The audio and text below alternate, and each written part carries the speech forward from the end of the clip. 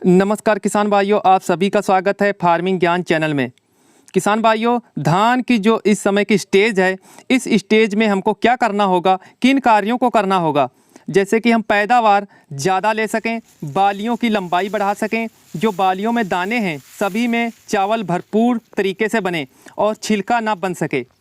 और किसान भाइयों, जैसे कि हम लोग धान की ग्रोथ जब समय होता है तो धान की ग्रोथ टिरलिंग को बढ़ाते हैं, लेकिन अब समय है धान की पैदावार यानी धान की उपज को बढ़ाना, ज़्यादा झाड़ प्राप्त करना धान की फसल से। तो आज इसी पे हम लोग चर्चा करने वाले हैं। तो आप लोग अगर धान की फसल करते हैं, खेती करते हैं, तो यह वीडियो आप लोगों के लिए बहुत इंपॉर्टेंट है। पूरा अंत तक वीडियो को ज़रूर देखें। और जो किसान भाई हमारे अभी तक चैनल को सब्सक्राइब नहीं किया है तो चैनल को सब्सक्राइब करके पास वाली घंटी को ज़रूर प्रेस कर दें।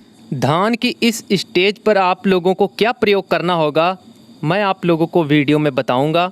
धान की बालियां, धान की बढ़िया गुणवत्ता और उपज को प्राप्त करना बहुत ही महत्वपूर्ण बिंदु है किसान भाइयों। जो कारक धान की उपज का निर्धारण करते हैं: स्वस्थ झंडा पत्ता, प्रति बाली दानों की संख्या बढ़ाना और दानों की सेटिंग, यूँ दाने पूरे भरने व वजनदार दाने। इसीलिए अच्छी उपज प्राप्त करने के लिए धान के सभी स्टेजों को समझना बहुत ही महत्वपूर्ण बिंदु है। धान की ट्रांसप्लांटिंग के पहले जो 30 दिन होते हैं उनमें हम अपने पौधों को अच्छे तरीके से जड़ों का विकास कराना और उसके बाद में अधिक संख्या में किलों की संख्या को बढ़ाना, यही सबसे मुख्य आधार होता है। उसके बाद में आती है वानस्पतिक पड़ाव, जो अगले फिर 30 दिन, उस स्थिति में हम लोग अपने अच्छे से फसल को माइक्रो न्यूट्रिएंट्स, जो पोषक तत्वों की कमी होती है, उसकी पूर्ति करते हैं।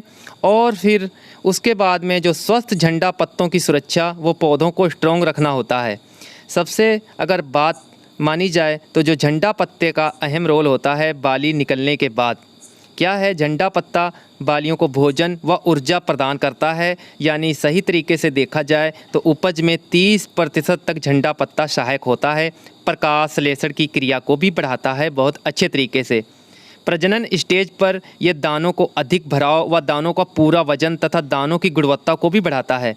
तो किसान भाइयों, आपने धान में सभी कुछ प्रयोग किया होता है, लेकिन जब दाने बनने भरने चालू हो जाते हैं, बालियां निकलने चालू होती हैं, तो उस स्थिति में धान कमज़ोर क्यों हो जाता है, जो आगे चलकर आपकी पैदावार कम क्यों हो जाती है? इसके कई कारण होते हैं किसान भाइयों, समझना बहुत ही ज़रूरी है। क्योंकि किसान भाइयों, कुछ खेत ऐसे होते हैं जो पोषक तत्व होते हैं लीच डाउन हो जाते हैं, दरारें फट जाती हैं, ज़्यादा बारिश होती है और बारिश होने के नाते जो खेत पानी खड़ा नहीं रख पाते हैं, रेतीली ज़मीन नीचे होती है, तो जितने भी पोषक तत्व होते हैं वो नीची गहराई में चले जाते हैं। और जब हमारी बालियां निकलने की स्थिति में आती है, उस स्थिति में जो पौधे होते हैं वो कमज़ोर हो जाते हैं। इसी के चलते पैदावार कम मिलती है। इसको समझना बहुत ही ज़रूरी होता है।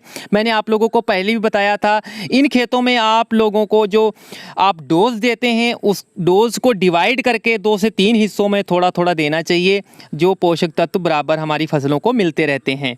तो अब आप लोगों को करना क्या है? अगर आप लोगों ने पोटास नहीं डाली थी तो आपकी फसल 60 दिन की हो चुकी है। बालियां निकलने से पहले जब गोब अवस्था में हो आपकी धान की फसल, उस समय आप पोटास का स्प्रे कर सकते हैं। और जैसे कि 0050 मार्केट में आती है, 1.5 किलोग्राम 1 एकड़ की मात्रा।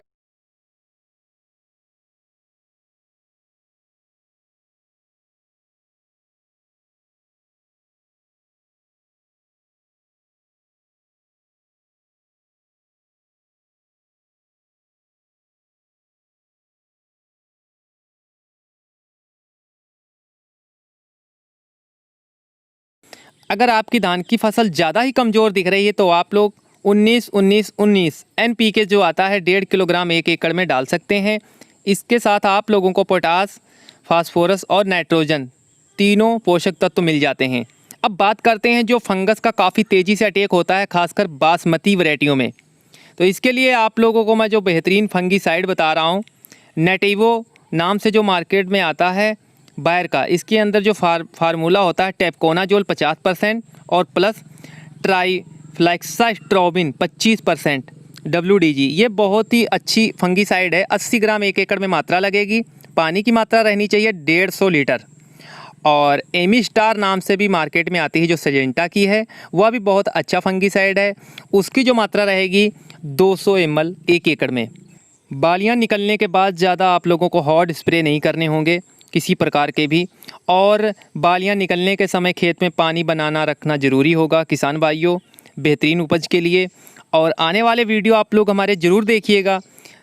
मैं हर टॉपिक पे आप लोगों को जानकारी देता रहूँगा, जिससे आप लोगों की धान की फसल से बेहतरीन पैदावार मिले, उपज मिले। जानकारी अच्छी लगी हो तो लाइक शेयर ज़रूर करें। धन्यवाद।